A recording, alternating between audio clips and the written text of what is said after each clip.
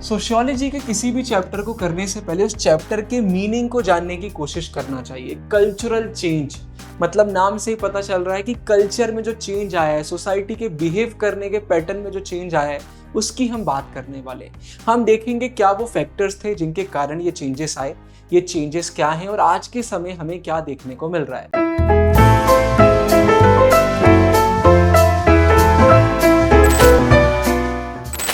इससे पहले वाला जो चैप्टर था स्ट्रक्चरल चेंज, वहां पर हमने स्ट्रक्चर की बात करी थी। अब हम कल्चर की बात करेंगे। वहां पर भी हमने डिस्कशन करा था, यहां पर भी हम करेंगे कि सबसे पहले कोलोनियलिज्म के बारे में जानना बहुत जरूरी है। ब्रिटिश इंडिया में आए, इंडिया को उन्होंने इन्वेड करा, इंडिया को कैप्चर करा, इंडिया को उन्होंने रूल करा। कोई भी अगर रूलर आएगा तो वो अपने साथ चेंजेस भी लेकर आता है, क्योंकि वो पूरी सोसाइटी को, पूरे स्ट्रक्चर को चेंज करने की कोशिश करता है। उनके साथ जो लोग आते हैं वो भी सोसाइटी को इन्फ्लुएंस करते हैं। आपने भी नोटिस करा होगा, किसी नए इंसान के साथ आप टाइम स्पेंड करते हैं तो उनकी बहुत सारी क्वालिटीज, भले ही वो पॉजिटिव हो या नेगेटिव हो, आपके अंदर भी आने लग जाती है और आपको पता भी नहीं चलता। तो सोचिए जब मैसिव स्केल पर, एक बड़े लेवल पर ऐसा कुछ होगा तो कितने सारे चेंजेस आएंगे। ब्रिटिश आए, इन्होंने ना हमारे इंडियन सोसाइटी के स्ट्रक्चर को ही चेंज कर डाला। बहुत सारे तरीकों में हमारी सोसाइटी चेंज हो गई। अब यहां पर आपको डिफरेंशिएट करते बनना चाहिए कि भाई स्ट्रक्चरल चेंज क्या होता है और कल्चरल चेंज क्या होता है। तो सबसे पहले अगर हम स्ट्रक्चरल चेंज की बात करते हैं तो जब लिविंग और वर्किंग अरेंजमेंट, हम जैसे जी रहे हैं, जैसे काम कर रहे हैं, जब उस अरेंजमेंट में, उस पैटर्न में चेंज आता है तो उसे हम स्ट्रक्चरल चेंज बोलते हैं। एग्जाम्पल, पहले लोग खेतों में काम करते थे लेकिन अब उसे किसने रिप्लेस कर दिया है? फैक्ट्रीज ने। पहले भाई लोग सिटीज में नहीं रहते थे, गांव वगैरह में रहते थे, लेकिन ज्यादातर लोग अब सिटीज में आ गए काम वगैरह करने के लिए। तो विलेजेस को सिटीज ने रिप्लेस कर दिया, बहुत सारी फील्ड्स को फैक्ट्रीज ने रिप्लेस कर दिया। ये एग्जांपल है। अब सोशियोलॉजी में इसकी डेफिनेशन क्या होती है? सोशियोलॉजिकल डेफिनेशन की बात करते हैं तो इसे हम डिफाइन करते हैं continuing arrangements of persons in relationships. मतलब हम सोसाइटी की बात कर रहे हैं, आपस में सोसाइटी में लोग इंटरेक्ट करते हैं, हम आपस में एक रिलेशन में सोसाइटी के फॉर्म में, तो हम उनकी बात कर रहे हैं। और इसे भाई कौन डिफाइन कर रहा है या कौन कंट्रोल कर रहा है? इंस्टीट्यूशंस। मतलब अगर सिंपल भाषा में बोलें, हम स्कूल जाते हैं, हम एक कम्युनिटी का हिस्सा है, हम एक कंट्री का हिस्सा है, हम एक रीजन का हिस्सा है। इन इंस्टीट्यूशन के द्वारा हमें कंट्रोल किया जाता है या ये हमें डिफाइन करते हैं। ये हमें कैरेक्टरिस्टिक प्रोवाइड करने में मदद करते हैं, क्योंकि हम सोसाइटी के नॉर्म्स के अकॉर्डिंग ही वर्क करते हैं। इंडिया में जो चीज कॉमन नहीं है वो चीज आप नहीं करेंगे, आप वही करेंगे जो इंडिया में कॉमन है, वरना लोग आपके अगेंस्ट हो सकते हैं। हम सोसाइटी को देखकर ही काम करते हैं, सोसाइटी हमें कंडीशन करने का काम करती है। तो लोगों का जो रिलेशन है सोसाइटी के थ्रू, उससे हम हमारे सीधे सीधे देखते हैं स्ट्रक्चरल चेंज में। लेकिन अगर हम बात करते हैं कल्चरल चेंज की, तो यहां पर हम देखते हैं कि लाइफ या फिर नॉर्म्स, मतलब जो भी हमारे बिलीव्स हैं, हम रूल्स रेगुलेशन जो फॉलो करते हैं, हमारी वैल्यूज है, हमारा फैशन सेंस है, इनफैक्ट हमारी जो बॉडी लैंग्वेज है, जब इसमें कोई चेंज आता है, जब ये चेंज होती है, तो उसे हम कल्चरल चेंज में देखते हैं। सोशियोलॉजी में इसकी डेफिनेशन क्या होती है? कल्चर मतलब क्या होता है? Culture refers to socially established, society ने जिसे एस्टेब्लिश करा है वो रूल्स या फिर वो नॉर्म्स या वो पैटर्न जिसको देखकर हम बिहेव करते हैं। पैटर्न्स ऑफ बिहेवियर, आप जिस तरीके से बिहेव कर रहे हैं, सोसाइटी ने जिस तरीके के रूल्स रेगुलेशन नॉर्म्स बनाए, वो सब हमारा कल्चर के अंदर आ जाता है। हम बोलते हैं ना ये हमारे एरिया का कल्चर है, हम ऐसे ही रहते हैं, हम ऐसे ही चीजों को करते हैं। तो इस चैप्टर में ना दो ऐसे डेवलपमेंट्स है जिन पर हम फोकस करेंगे। पहला है deliberate and conscious efforts. Deliberate मतलब क्या होता है? एक पर्पस के साथ, इंटेंशनल है, इसको किया गया है। कॉन्शियस मतलब पूरी अवेयरनेस के साथ किया गया है। ऐसा नहीं है कि अपने आप ये चीजें हो गई हैं। जैसे कि भाई 19th सेंचुरी में, 20th अर्ली सेंचुरी की हम बात करते हैं, तो 19th सेंचुरी में हम बहुत सारे सोशल रिफॉर्मर्स की बात करेंगे, वो हो गए। 20th सेंचुरी में आपको पता है इंडिया बोल रहा था हमें आजाद होना है, हम 20th सेंचुरी 1947 में आजाद हुए। तो उस समय जो हमारे नेशनलिस्ट थे, जिन्होंने बहुत ज्यादा मदद करी इंडिया को आजादी दिलवाने में, इन सब ने जो जो किया, इन्होंने जो ऑन पर्पस एफर्ट्स डाले, वो हम डेलिबरेट उसमें देखेंगे। किसके खिलाफ ये एफर्ट्स कर रहे थे? Discriminatory social practices. आपको मालूम है इंडिया में सती प्रथा चल रही थी, चाइल्ड मैरिज चल रही थी, कास्ट सिस्टम, बहुत सारी ऐसी चीजें हैं जो सोसाइटी में एक बहुत अनफेयर तरीके से वर्क कर रही थी। उनके खिलाफ ही हमें देखने को मिला 19th सेंचुरी में भी और अर्ली 20th सेंचुरी में। अर्ली क्यों? क्योंकि लेट 20th सेंचुरी में तो हम आजाद हो गए थे, तो हम उससे पहले की यहाँ पे बात कर रहे हैं। अच्छा, तो ये तो डेलिबरेट हो गए। इसके बाद लेस डेलिबरेट, मतलब जो इतने ज्यादा पर्पस के साथ नहीं करे गए, बस ये हो गए, मतलब जरूरी नहीं है कि इनके पीछे बहुत हमारा कोई इंटेंशन था। तो यहां पर हम 4 मेजर कल्चरल प्रोसेसेस की बात करेंगे। पहला प्रोसेस में संस्कृताइजेशन आएगा, फिर हम वेस्टर्नाइजेशन की, मॉडर्नाइजेशन की और सेकुलराइजेशन की हम बात करेंगे। इन्हें आगे बहुत अच्छे से भी हम देखेंगे, इसलिए मैं एक्सप्लेन नहीं कर रहा हूं। याद रखिए, अगर हम संस्कृताइजेशन की बात करते हैं तो ये कॉलोनियल पीरियड से पहले से इंडिया में, लेकिन जब यहां पर कॉलोनियल वो आया तो उसके बाद फिर चीजें थोड़ी और चेंज हुई, आगे हम देखेंगे, और सोशियोलॉजी के आगे वाले चैप्टर्स में हम और चीजें देखेंगे। लेकिन संस्कृताइजेशन के अलावा जो ये बाकी 3 है भाई, ये तो सीधे सीधे हमारे कॉलोनियल पीरियड से ही कनेक्टेड है। उसी में ये कॉम्प्लेक्स रिस्पॉन्सेस निकल कर आए हैं। जो ब्रिटिश हमारे पास आए तो उसके कारण जो सब हुआ है वो इन 3 में हम देखेंगे। संस्कृताइजेशन तो हमारा थोड़ा पुराना चला जाता है, हम अलग अलग चैप्टर में इसको बहुत गहराई से देखेंगे। Social reform movements in the 19th and early 20th century. चलिए देखते हैं। वीडियो में आगे बढ़ने से पहले एक छोटी सी रिक्वेस्ट, अगर वीडियो आप अभी तक देख रहे हैं तो प्लीज वीडियो को लाइक करिए और कमेंट में लिख दीजिए बेस्ट वीडियो। इसी बहाने YouTube इस वीडियो को आगे पुश करेगा, एल्गोरिदम वीडियो को सपोर्ट करेगी और ये वीडियो रैंक करेगी। आपके सपोर्ट की हमें बहुत बहुत बहुत ज्यादा जरूरत है। अब वीडियो में आगे बढ़ते हैं। सबसे पहले कॉन्टेक्स्ट और चैलेंजेस की बात करते हैं कि अगर सोशल रिफॉर्म्स आ रहे थे तो क्यों आ रहे थे, क्या रीजन था। तो सबसे पहले यही है भाई कि जो कॉलोनियल इंडियन सोसाइटी थी वहां पर बहुत सारे चैलेंजेस थे। अब उनके अगेंस्ट में, उनके खिलाफ या फिर उनसे डील करने के लिए रिफॉर्म्स को लाना पड़ रहा था। बहुत सारी चीजें ऐसी थी जिन्हें हम सोशल इवल्स बोलते हैं। सती प्रथा हो गया, चाइल्ड मैरिज हो गया, विडो मतलब जिनके अब हस्बैंड वगैरह नहीं है वो फिर से शादी नहीं कर सकती, तो उस पे बैन था, विडो रीमैरिज पे। कास्ट सिस्टम, यहाँ पर बहुत डिस्क्रिमिनेशन होता था, तो इनके खिलाफ ये सारी चीजें हो रही थी। अच्छा, अब अगर आप हिस्ट्री क्लास 12 के स्टूडेंट है तो आपको पता होगा कि हिस्ट्री में चीज हमने देखी है, बहुत अच्छे से देखी है, कि जो एंटी डिस्क्रिमिनेशन अटेम्प्ट थे कि डिस्क्रिमिनेशन वगैरह मिटाना है, ये पुराने समय से चल रहे हैं, प्री कॉलोनियल भी रहे हैं। भक्ति सूफी मूवमेंट्स पूरा चैप्टर ही है हमारे हिस्ट्री में। बहुत सारे मूवमेंट्स चल रहे थे जहां पर इन चीजों को चैलेंज करा जा रहा था। बुद्धिज्म में भी बहुत चैलेंज किया गया। लेकिन फिर हम इस पीरियड की क्यों बात कर रहे हैं, कॉलोनियल पीरियड की हम इसलिए बात कर रहे हैं क्योंकि 19th सेंचुरी में जो अटेम्प्ट्स किए गए वो यूनिक थे। वो यूनिक इसलिए थे क्योंकि उसमें मॉडर्न कॉन्सेप्ट थे, अभी हम आगे देखेंगे, वेस्टर्नाइजेशन, मॉडर्नाइजेशन। तो बहुत सारे मॉडर्न कॉन्सेप्ट भी थे और ये मिक्स ऑफ आइडियाज था, अलग अलग आइडियाज यहाँ पर मिक्स हो रहे थे और इस चीज को एकदम ये एक यूनिक बना रहे थे। तो बहुत ही मॉडर्न कॉन्टेक्स्ट को देखते हुए ये हमें पूरे मूवमेंट वगैरह देखने को मिल रहे थे। यहां पर एक बहुत ही क्रिएटिव कॉम्बिनेशन था। किसका था भाई? मॉडर्न आइडियाज का। जैसा कि मैंने कहा, वेस्टर्न लिबरलाइजेशन, ब्रिटिश इंडिया में आए, उन्होंने वेस्टर्न एजुकेशन सिस्टम लेकर आया कि लोगों को पढ़ाएंगे तो ये हमारे काम आएंगे। लेकिन हमने क्या पढ़ा? हमने पढ़ा राइट्स क्या होते हैं, फ्रीडम क्या होती है, लिबरलाइजेशन क्या होता है, आजादी क्या होती है, सही से इकोनॉमी कैसे रन करना चाहिए। और यही चीजें बाद में ब्रिटिश के ऊपर हावी पड़ गई क्योंकि उन्होंने हमें ज्ञान दिया और हमने ज्ञान का सदुपयोग करा।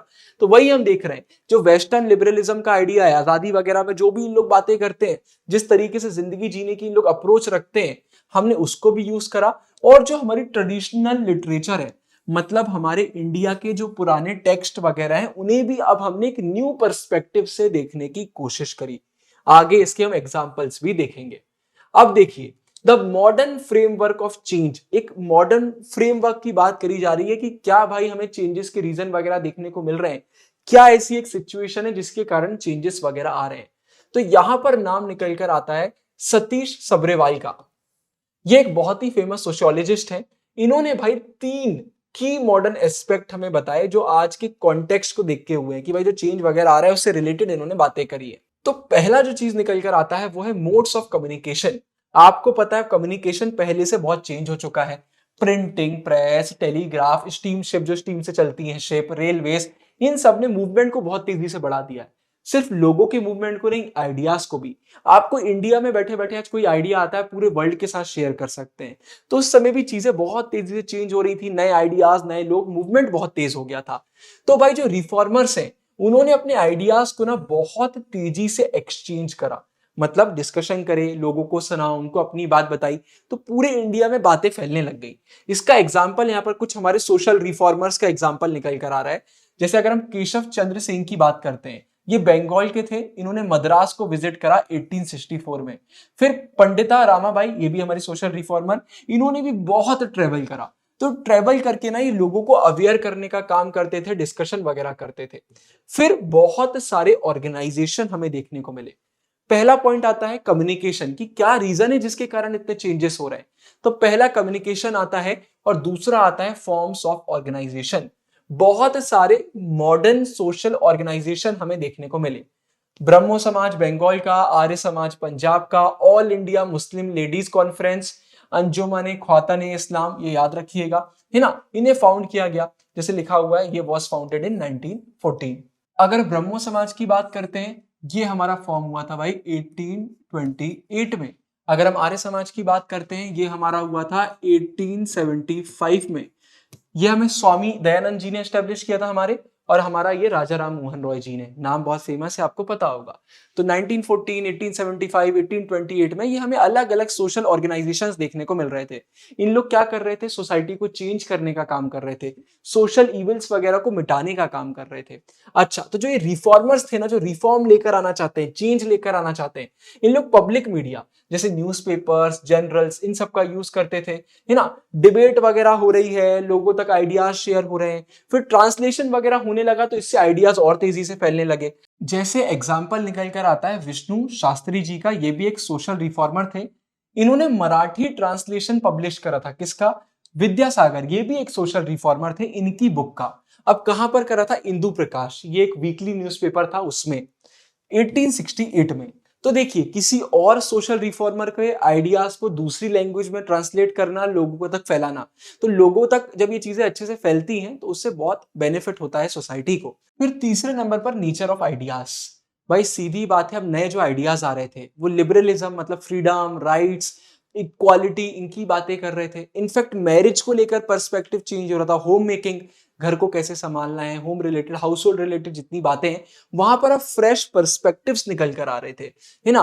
कि भाई मदर के, डॉटर के नए रोल क्या रहेंगे। नए रोल मतलब भाई पहले क्या बोला जाता था, लड़कियों को बड़ा करो, शादी करो, घर संभालना है, मतलब उनकी कोई सोशल वैल्यू नहीं है, आपने बिल्कुल एक स्लेव की तरह उनको रख दिया कि उनका काम ही घर संभालना है। चीजों को बहुत बुरे तरीके से सोसाइटी देखती थी, लेकिन इन्हें चेंज करने की कोशिश करी जा रही थी। फिर भाई हमें अपने कल्चर, ट्रेडिशन को लेकर एकदम प्राइड फील करना है ना, हमें ऐसा महसूस करना चाहिए कि भाई हम एक बहुत ही सही बैकग्राउंड से आते हैं, हमें एकदम किसी के इन्फ्लुएंस में आने की जरूरत नहीं है। ये सारी चीजों को देखा जा रहा था कि ये इंपॉर्टेंट है। फिर एजुकेशन, कि भाई पढ़ाई लिखाई बहुत जरूरी है एक नेशन के लिए। अगर हम मॉडर्न बनना चाहते हैं तो ये बहुत जरूरी है, लेकिन साथ में हमें हमारा पुराना हेरिटेज, हमारी पुरानी समय से जो सभ्यता चलती आ रही है, उसको भी भूलना नहीं है, उसको भी लेके चलना है, लेकिन साथ में मॉडर्न नॉलेज भी हमारे पास होना चाहिए। इसके बाद इसी में एक सब टॉपिक आता है, the mix of ideas and re interpretation of tradition. अब हम कुछ नाम देखते हैं, इससे आपको समझ में आएगा। जैसे सबसे पहले राजा राम मोहन रॉय, मैंने आपको बताया इनके बारे में। इन्होंने सती प्रथा को सीधे अटैक करा, इन्होंने बोला ये चीज सही नहीं है। इन्होंने बोला कि भाई हम राइट्स की बात कर लेते हैं, हम ह्यूमैनिटेरियन, मतलब इंसानियत वाले राइट्स की, natural rights. Class 11th political science freedom में हमने इसके बारे में पढ़ा है कि एक इंसान इंसान है, इसलिए उसको कुछ राइट्स हमें देना चाहिए, इंसानों का हक है, हम राइट्स के साथ पैदा होते हैं। तो अगर हम राइट्स की नजर से भी देखते हैं तो ये सती प्रथा सही नहीं है। फिर इन्होंने ये भी बोला कि भाई सीधे सीधे हिंदू शास्त्रास, मतलब हमारे पुराने स्क्रिप्चर्स को भी अगर पढ़ेंगे तो वहां पर भी कहीं पर भी ऐसा कुछ नहीं दिया हुआ है। इनफैक्ट बोला जा रहा है कि सती प्रथा वगैरह नहीं होना चाहिए।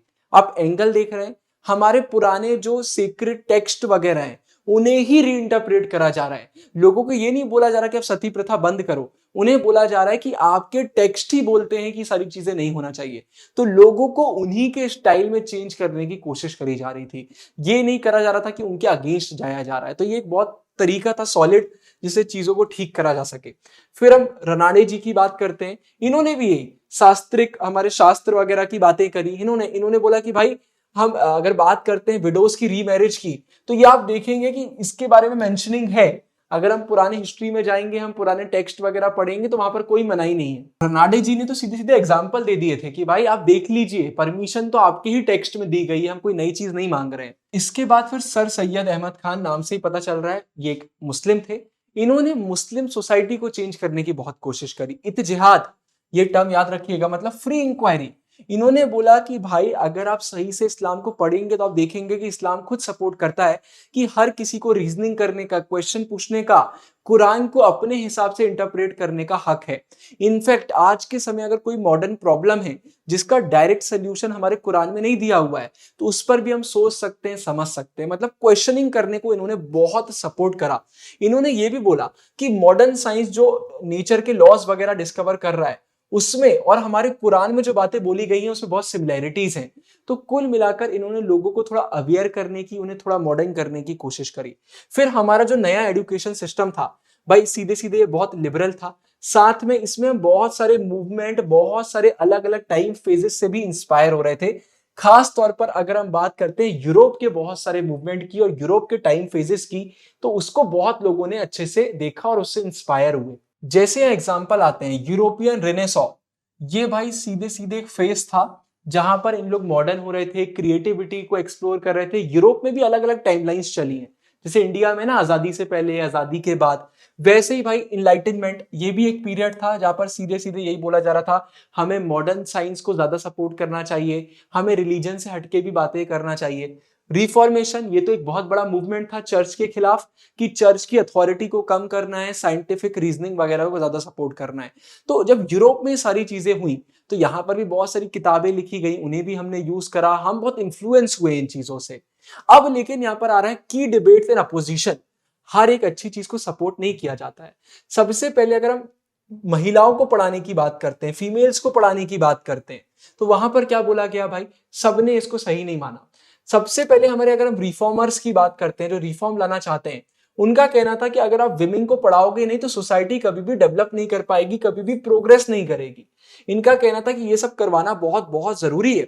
इन्होंने तो ये भी क्लेम्स दिए कि अगर आप पुराने समय में जाकर देखेंगे तो पुराने समय में भी जो फीमेल्स थी वो पढ़ी लिखी होती थी। तो ये मॉडर्न तरीके भी अपनाते थे, पास्ट के एग्जाम्पल भी यूज करते थे। ज्योतिबा फूले याद रखिएगा, इन्होंने पहला school of for women open किया पुणे में। याद रखिएगा, इंपॉर्टेंट नाम है। ये क्वेश्चन सीधे सीधे आ जाते हैं। जो हमने इससे पहले टॉपिक करा जहां पर हमने 3 की एस्पेक्ट्स देखे, वो क्वेश्चन आ ही जाता है सोशियोलॉजी में, ये सब भी आते हैं, इनको देखिए। फिर मुस्लिम रिफॉर्म की बात करते हैं। इन्होंने, अगर हम बात करते हैं रिफॉर्मर्स की, तो इन्होंने पॉलीगैमी मतलब एक से ज्यादा हस्बैंड या वाइफ होना, पर्दा करना, आपने देखा होगा विमेन पर्दा वगैरह करती हैं, उसके खिलाफ इन्होंने बहुत आवाज उठाई, उसको क्वेश्चन करना चालू करा। जैसे यहां पर दिया हुआ है जहांनारा शाह नवाज, इन्होंने आर्ग्यू करा, बहुत फेमस इनका आर्ग्यूमेंट था all India Muslim Ladies conference में, जहां पर इन्होंने सीधे सीधे बोल दिया कि जो पॉलीगैमी है मतलब एक से ज्यादा हस्बैंड वाइफ होना, ये सीधे सीधे कुरान के ट्रू स्पिरिट के अगेंस्ट है। बहुत सारे लोगों का बोलना है कि भाई कुरान में परमिशन दी गई है कि हम मल्टीपल वाइफ्स रख सकते हैं। इन्होंने इनके खिलाफ सीधे सीधे बात कर दी थी और ये एक बहुत ज्यादा डिबेट का क्वेश्चन वहां पर बन गया था, है ना।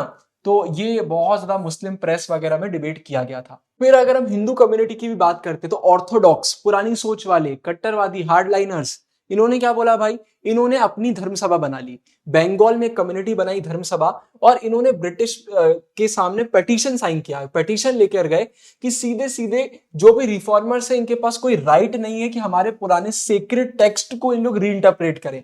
ये हमें सिखाए कि टेक्स्ट ऐसा नहीं ऐसा बोल रहे हैं, आप उन्हें रीइंटरप्रेट मत करिए, जो मीनिंग है वही सही है। तो अपोजिशन हमें देखने को मिल रहा था। अब हम बात करते हैं different kinds of social change. हम संस्कृताइजेशन की बात करेंगे, मॉडर्नाइजेशन, सारे टॉपिक को एक एक करके देखते हैं। Very very important, board exam में आता ही आता है। सबसे पहले संस्कृताइजेशन की डेफिनेशन स्कोप की बात करते हैं। तो ये टर्म किसने कॉइन करा था, एम एन श्रीनिवास, एक बहुत ही फेमस सोशियोलॉजिस्ट, ठीक है। ये इनका टर्म है, याद रखिएगा। डेफिनेशन बहुत इंपॉर्टेंट है, ये हम अलग अलग चैप्टर में बार बार देखेंगे। संस्कृताइजेशन का सिंपल मतलब होता है कि सोसाइटी जिन्हें लोअर कास्ट कंसिडर करती है वो लोग कॉपी पेस्ट करने लग जाते हैं उन लोग को जिन्हें अपर कास्ट का माना जाता है। मतलब उनके जितने भी रिलीजियस तरीके हैं, रिचुअल्स हैं, उनका जीवन जीने का जो तरीका है उसे कॉपी किया जाता है। कॉपी क्यों किया जाता है, जिससे सोसाइटी में खुद का स्टेटस बढ़ाया जा सके। मतलब सीधा सा ये थॉट प्रोसेस रहता है कि अपर कास्ट को अगर फॉलो करेंगे, उनके रिचुअल्स को फॉलो करेंगे, जैसे हाथ में धागा वगैरह पहनना, वेजिटेरियन डाइट फॉलो करना, ऐसी अलग अलग चीजें होती हैं, अगर उनको फॉलो करा जाएगा तो हमारा भी सोशल स्टेटस बढ़ जाएगा, ये माना जाता है। अच्छा, जैसे कि यहाँ पर बोला गया, ये इंपॉर्टेंट है कि हमें किसकी आइडियोलॉजी, किसके स्टाइल को कॉपी करना है, जो हाई कास्ट वाले लोग हैं, हाई कास्ट वाले लोग हैं। In particular twice born caste या ध्वजा दिया भी हुआ है। ध्वजा का मतलब ही होता है संस्कृत टर्म है जो 2 बार बॉर्न हुआ है। आप अगर एक हिंदू फैमिली को बिलोंग करते हैं तो आपने नोटिस करा होगा आपके फादर या फिर आपके दादाजी एक थ्रेड पहनते हैं अपनी बॉडी में, एक थ्रेड पहनते हैं। बोला जाता है कि जो 3 वर्ण है ऊपर वाले, जैसे हमारे ब्राह्मण हो गए, क्षत्रिय हो गए और हमारे वैश्य हो गए, तो ये लोग क्या करते हैं, ये 2 बार जन्म लेते हैं। एक तो जन्म हो गया जब हम पैदा हुए, दूसरा हमारा स्पिरिचुअल बर्थ होता है। सेरेमनी करी जाती है, सेरेमनी करने के बाद वो धागा पहनाया जाता है सीक्रेट, और बोला जाता है कि भाई अब आपका एक दूसरी बार जन्म हो गया। तो ये सेक्रेड एक बर्थ बोला जाता है, एक स्पिरिचुअल बर्थ बोला जाता है। अगर आप अपने दादाजी वगैरह से पूछेंगे वो नाम भी बताएंगे कि जनेऊ पहने हुए हैं, यज्ञोपवीता यज्ञोपवीता हम पहने हुए, नाम है उसका। तो ये एक बहुत सेक्रेड प्रोसेस माना जाता है और बोला जाता है कि भाई ये ट्वाइस बॉर्न है, ये 2 बार पैदा होते हैं। ठीक है, एक सिंपल सा यहाँ पर आता है, याद रखिएगा।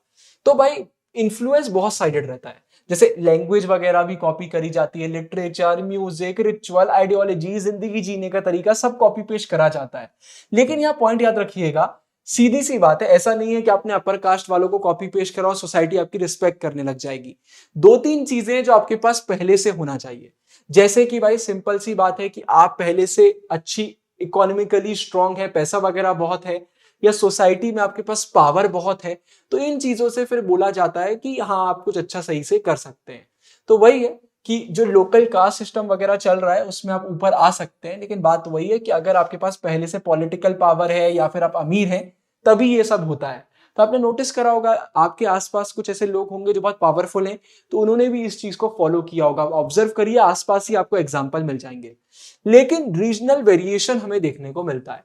इसको आप इस तरीके से समझिए, कोई ऐसा एरिया है जहां पर लोअर कास्ट वाले लोग ज्यादा रहते हैं, लेकिन वो बहुत ज्यादा हैं, उनके पास पावर है, तो क्या वो अपर कास्ट वालों को कॉपी करेंगे? वो नहीं करेंगे, क्योंकि उनके पास पावर भी है, इन्फ्लुएंस है, वो प्राइड फील करेंगे वो जैसे हैं उसमें। तो कई बार हमें ये भी देखने को मिल जाता है, और इसको हम क्या बोलते हैं, डीसंस्कृताइजेशन।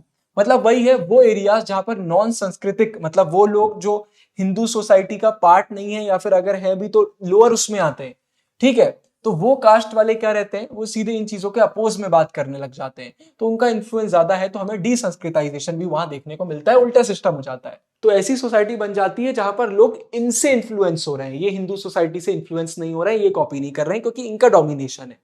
अब यार 5 वेरी इंपॉर्टेंट क्वेश्चन, 5 पॉइंट निकल कर आते हैं जिसके कारण संस्कृताइजेशन को हम सीधे सीधे क्रिटिसाइज करते हैं।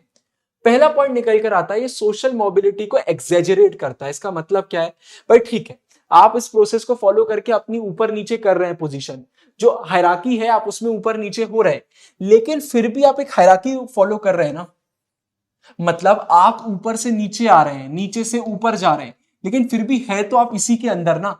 मतलब आप ये हायरार्की को प्रमोट कर रहे हैं, ये डिस्क्रिमिनेशन को प्रमोट कर रहे हैं।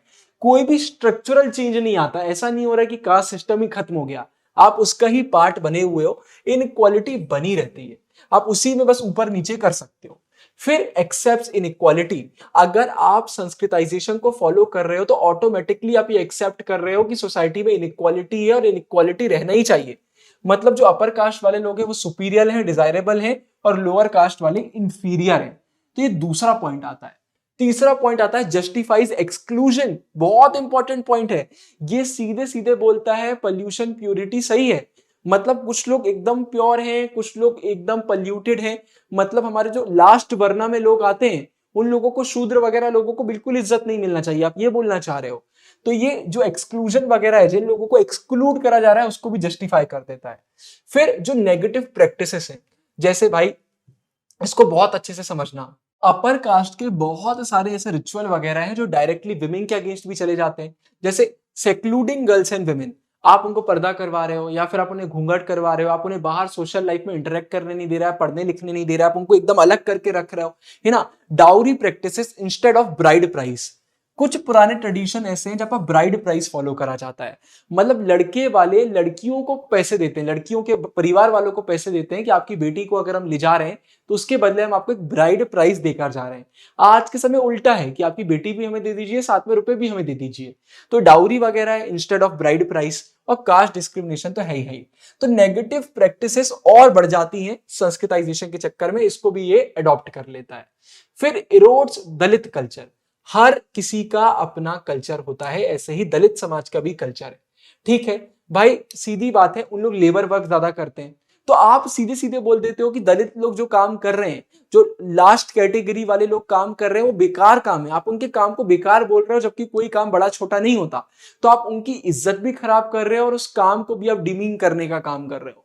ठीक है, आप बोलते हो सारी चीजें शेमफुल है, साथ में उनका जो भी पुराना ट्रेडिशन वर्क करने का तरीका है, जैसे भाई लोग क्राफ्ट वगैरह में अच्छे होते हैं, अच्छे अच्छे आर्टिस्ट होते हैं, बढ़िया काम करते हैं, सारे कामों का आप बोलते हैं बर्बाद काम है, अच्छे काम नहीं है। तो आप पूरी पूरी उनकी इज्जत भी खत्म कर रहे हो और उनके कल्चर को भी खत्म करने का काम कर रहे हो। बहुत सारे ट्राइबल पॉपुलेशन ऐसी है जिन्हें मेडिसिन कि फॉरेस्ट में क्या मेडिसिन होती है उसका नॉलेज बहुत होता है, आपने उसकी भी इज्जत नहीं करी। ऐसे बहुत एग्जांपल आएंगे, है ना। ये सारी चीजों को आप एकदम यूजलेस बोल देते हैं। मॉडर्न रिस्पॉन्सेस क्या निकल कर आए, जो बैकवर्ड क्लासेस के मूवमेंट हुए हैं, इन सब ने मूवमेंट में क्या बोला हुआ है भाई कि ये सारी चीजें एकदम सही नहीं है। इन सबका बोलना है इंडिया में सेकुलरिज्म फॉलो होना चाहिए, हर किसी की रिस्पेक्ट करना चाहिए। और अब तो रिसेंट ट्रेंड हमें ये भी देखने को मिला है कि दलित समाज प्राउड फील करता है कि हम दलित हैं। तो वो उसको ऐसे नहीं देखते कि यार हम दलित हैं, हम तो नीचे आते हैं, वो प्राउड फील करते हैं। तो सीधे सीधे सोसाइटी के सिस्टम को चैलेंज करने की कोशिश करते हैं और ये काफी बढ़िया चीज है। इसके बाद अब हम बात करते हैं वेस्टर्नाइजेशन की। डेफिनेशन भी देखते हैं और हम स्कोप भी देखते हैं। सबसे पहले भाई अगर हम एम एन श्रीनिवास जो हमारे सोशियोलॉजिस्ट हैं उनकी डेफिनेशन की बात करते हैं, तो जो चेंज इंडियन सोसाइटी और इसके कल्चर में आया, किसके कारण, ये 150 ईयर्स से ज्यादा जो ब्रिटिश रूल रहा है उसके कारण, उसी को हम वेस्टर्नाइजेशन बोलते हैं। हम मतलब वेस्ट की तरह बनते चले जा रहे हैं। इसमें क्या क्या चेंजेस हैं भाई, टेक्नोलॉजी, इंस्टीट्यूशन, आइडियोलॉजी, वैल्यूज, सारे तरीके के चेंजेस हमें वेस्टर्नाइजेशन में देखने को मिल जाते हैं। अब वेस्टर्नाइजेशन भी ना अलग अलग तरीके का हो सकता है। सबसे पहले हम वेस्टर्नाइज्ड सब कल्चर की बात करते हैं। मतलब इंडिया में एक माइनॉरिटी सेक्शन ऐसा आ गया है जो वेस्टर्नाइज्ड हो चुका है। इसमें ज्यादातर पढ़े लिखे इंटेलेक्चुअल्स हमें देखने को मिलते हैं जो वेस्टर्न थिंकिंग को अपना लेते हैं। जिस तरीके से वेस्ट वाले लोग सोचते हैं ये भी उसी तरीके से सोचने लग जाते हैं और उन्हीं की लाइफ स्टाइल को कॉपी करते हैं। हमारे जो अर्ली 19th सेंचुरी के रिफॉर्मर थे वो इसी कैटेगरी को ज्यादातर बिलोंग करते थे। इनफैक्ट आप पुराने लीडर्स का एग्जांपल ले लीजिए, बड़े बड़े लीडर्स को अगर आप पास्ट के लीडर्स को देखेंगे तो उनको बहुत ज्यादा वेस्ट इन्फ्लुएंस करता था, उस टॉपिक पे बात भी वो करते थे। अभी आप इसमें ही देख लीजिए, अगर आप राजा राम मोहन रॉय की बात कर लेंगे और अलग अलग रिफॉर्मर्स की बात कर लेंगे, इन्होंने बहुत सारे वेस्ट के टॉपिक को इंक्लूड करा है इंडिया को चेंज करने की जब वो बात करते हैं। फिर भाई दूसरा आता है जनरल स्प्रेड। एक तो हो गया कि भाई एक हमें सीधे सीधे देखने को मिल रहा है कि सब कल्चर आ गया है, कुछ लोगों में आ गया है, और एक हमें जनरल स्प्रेड भी देखने को मिलता है कि जो वेस्टर्न कल्चर है वो पूरे इंडिया में अलग अलग तरीके से फैल गया है, चाहे टेक्नोलॉजी हो, ड्रेस हो, फूड हो, जनरल हैबिट्स में चेंज आ जाए। जैसे कि एग्जाम्पल क्या आता है, हम टीवी वगैरह यूज करने लग गए हैं, फ्रिज वगैरह यूज करने लग गए हैं, सोफा सेट, आपको मिडिल क्लास घर में भी अब डाइनिंग टेबल वगैरह देखने को मिल जाएंगे। ये सब हमने कहां से सीखा है, हम तो पीछे नीचे मेज डाल के खाना खाने वाले लोगों में से हमारा वही ट्रेडिशन था, लेकिन ये वेस्ट का इन्फ्लुएंस हमारे ऊपर आ गया है। फिर पैराडॉक्स ऑफ वेस्टर्नाइजेशन। पैराडॉक्स मतलब समझते हैं आप लोग, ये वो सिंगर की बात नहीं कर रहे हैं हम। पैराडॉक्स मतलब होता है जब दो सिचुएशन, दो स्टेटमेंट ही हमें कॉन्ट्राडिक्टरी, एकदम अलग देखने को मिल जाती हैं। जैसे इसका एक एग्जांपल आ सकता है, बहुत सारी कंट्रीज है जो इतना खाना प्रोड्यूस कर रही हैं जितने खाने वाले लोग नहीं है, और बहुत सारी कंट्री ऐसी है जिनके पास खाना खाने के लिए ही खाना नहीं है। आप देख रहे हैं दोनों स्टेटमेंट कितनी अलग है एकदम। भूख लग रही है लेकिन खाना नहीं है, इतना खाना है कि वेस्ट हो रहा है।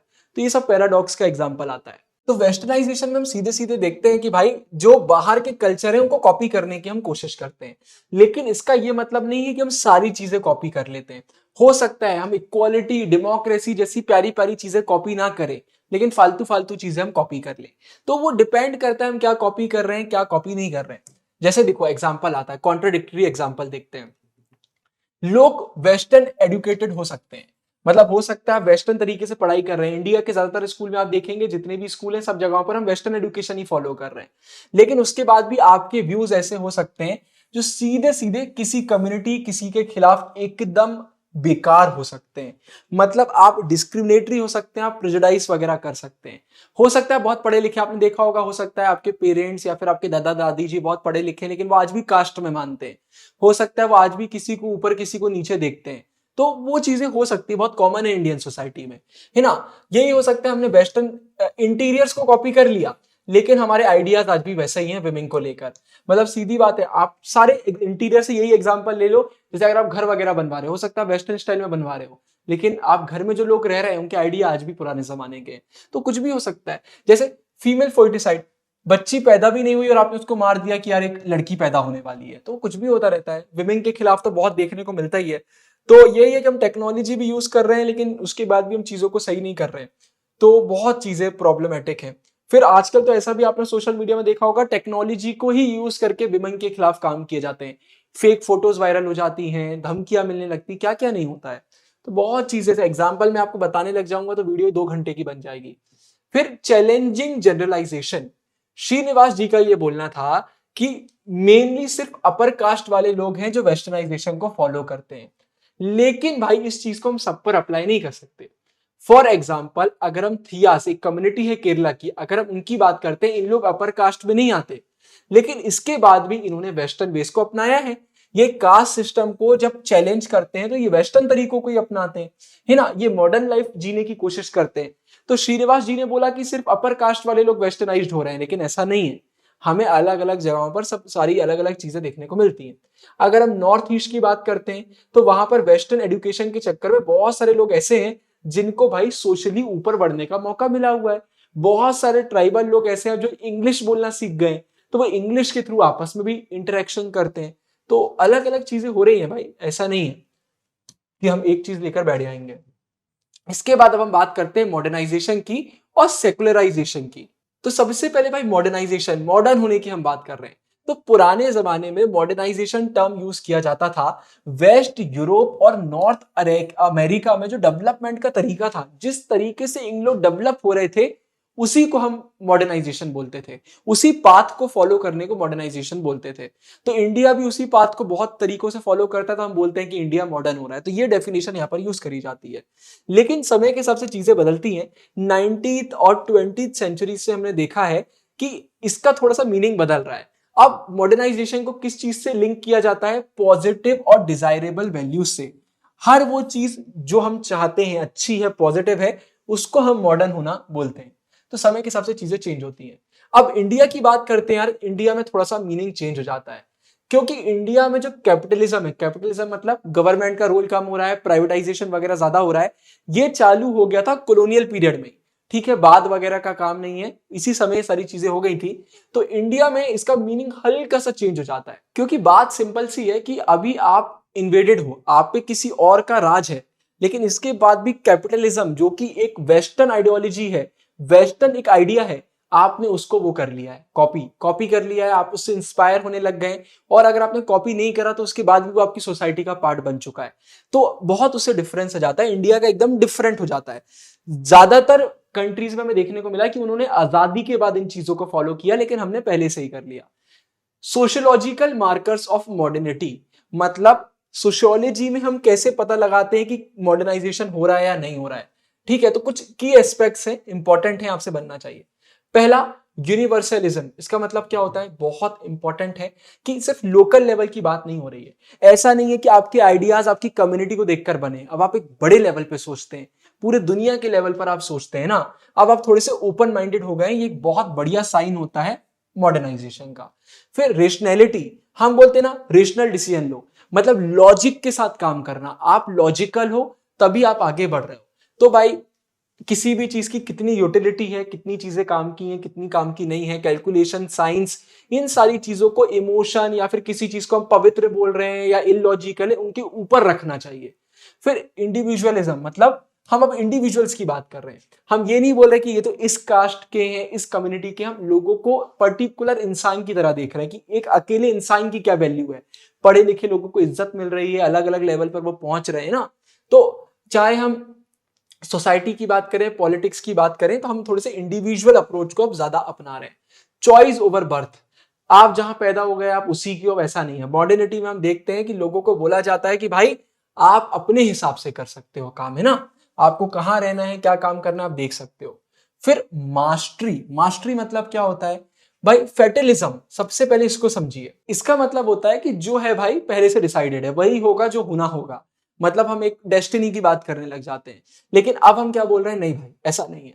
हम बोलते हैं कि हम अपने हिसाब से चीजों में मास्टरी हासिल कर सकते हैं, चीजों को बदल सकते हैं, कंट्रोल हमारे हाथ में। फिर अचीव्ड स्टेटस। अब ऐसा नहीं है कि आप पैदा हुए और आपको एक स्टेटस दे दिया गया कि आप तो यहां पैदा हुए हैं इस कास्ट के, नहीं, आपको जो भी है वो हासिल करना पड़ेगा, सोसाइटी में अपना स्टेटस आपको बनाना पड़ेगा, ठीक है। और सेपरेशन ऑफ स्पेयर्स, इसका मतलब क्या होता है भाई, जो आपका काम है अब वो आपके फैमिली, रेसिडेंस, कम्युनिटी से कनेक्टेड नहीं है। ऐसा नहीं है कि आप इस कास्ट में पैदा हुए तो आपको यही काम करना पड़ेगा, काम एक सेपरेट चीज है, आपकी फैमिली एक सेपरेट चीज है। तो ये कुछ की पॉइंट्स आते हैं, इनको देख के पता लगाया जाता है कि मॉडर्नाइजेशन हो रहा है या फिर नहीं हो रहा है। सेकुलराइजेशन मतलब क्या होता है, इसको देखते हैं। सबसे पहले देखते हैं वेस्टर्न डेफिनेशन। देखो, अगर मॉडर्न वेस्ट की बात करते हैं तो इसका सिंपल सा मतलब होता है कि रिलीजन के इन्फ्लुएंस का डिक्लाइन। सोसाइटी में जो कुछ भी हो रहा है वो रिलीजन के इन्फ्लुएंस से नहीं होना चाहिए, इसको उन लोग सेकुलराइजेशन बोलते हैं, ठीक है। इसके इंडिकेटर क्या होते हैं, जितने भी रिलीजियस ऑर्गेनाइजेशन है उनका इन्वॉल्वमेंट कम हो जाना, रिलीजियस बिलीफ्स वगैरह कम हो जाना। लेकिन अब अगर हम इंडियन कॉन्टेक्स्ट की बात करते हैं तो इंडिया में ये चीजें को एग्जिस्ट करती हैं, रिलीजन साइड नहीं होता, वो साथ में एग्जिस्ट करता है। मतलब जो ये मॉडर्न तरीके हैं, इसका जरूरी ये मतलब नहीं है कि रिलीजियस चीजें खत्म होने लग जाएंगी। इंडिया में तो ये कंप्लीटली ट्रू बिल्कुल भी निकल कर नहीं आया है। जैसे फॉर एग्जांपल हमने चैप्टर में स्टार्टिंग में ही पढ़ा, सोसाइटी को चेंज करने के लिए हमने रिलीजन को साइड नहीं करा, हमारे तो और ऑर्गेनाइजेशन आ गए, आर्य समाज, ब्रह्मो समाज, हमने कितनी सारी चीजों की बात करी ना। तो जो ये कम्युनिकेशन वगैरह आ गए, मॉडर्न वगैरह चीजें आ गई, तो इसके कारण तो न्यू रिलीजियस रिफॉर्म ऑर्गेनाइजेशन हमारे सामने आ गए।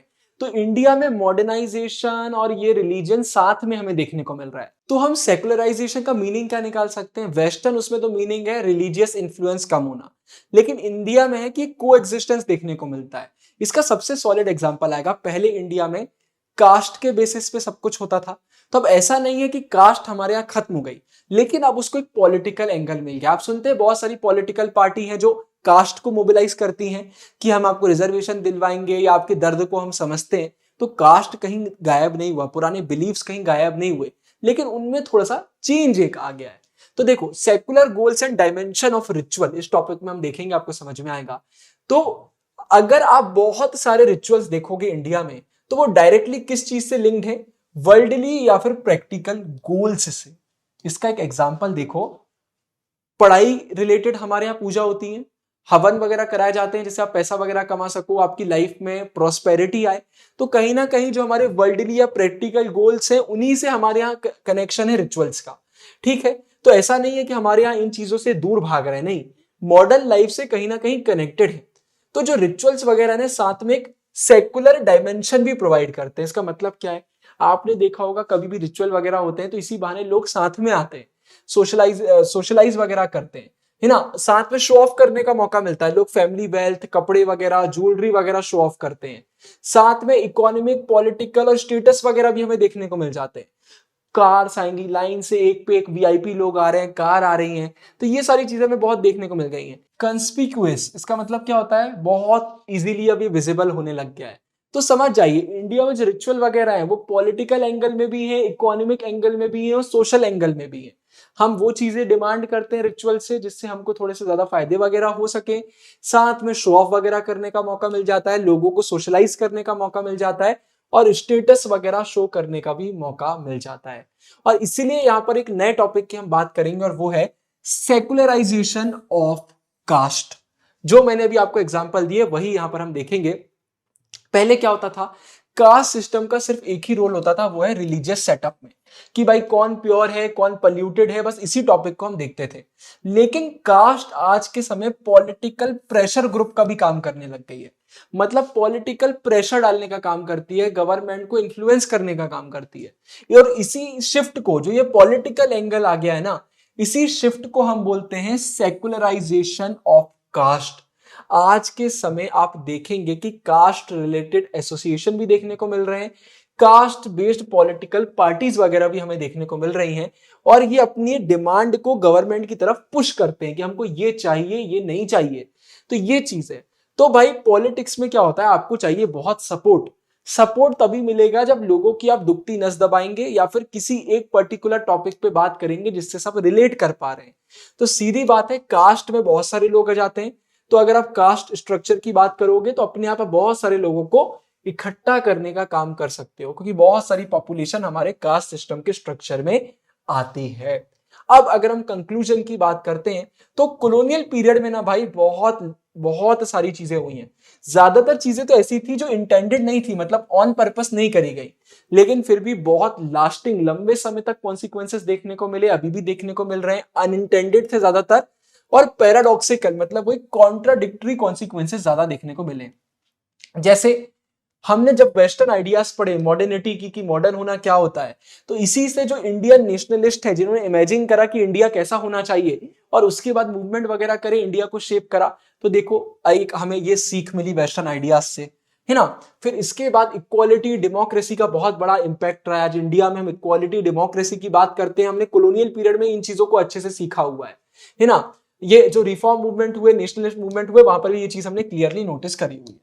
फिर जो ये कॉलोनियल एनकाउंटर था, जो कॉलोनियल पीरियड था, यहां पर सिर्फ ऐसा नहीं है कि हमने सिर्फ वेस्टर्न आइडियाज को ही अडॉप्ट करा, हमने हमारे पुराने ट्रेडिशन को भी चैलेंज करा और रीइंटरप्रेट करा। हमने हमारे पुराने सीक्रेट टेक्स्ट वगैरह को पढ़ा और उनसे नए मीनिंग को निकालने की कोशिश करी। तो पास्ट में जो चीजें थी उनको भी चेंज करने की कोशिश करी और नए आइडियाज को भी अडॉप्ट करा। और इसी के साथ हमें इंडिया में देखने को मिला कल्चरल चेंज। सोशियोलॉजी की एनसीईआरटी कितनी भी डिफिकल्ट क्यों ना हो, ये सबसे इंटरेस्टिंग है। अगर इसे हम एग्जांपल्स के थ्रू और धीरे धीरे पढ़ने की कोशिश करते हैं तो सोशियोलॉजी एक बहुत प्यारा सब्जेक्ट है, आप डेली लाइफ में इसे महसूस कर सकते हैं। अगर आपको ये वीडियो पसंद आया तो ऊपर एंड स्क्रीन में पूरी प्लेलिस्ट में आपके लिए डाल रहा हूँ, डिस्क्रिप्शन में सारे नोट्स के लिंक है, आपको वहां पर बहुत सारी चीजें और मिल जाएंगी।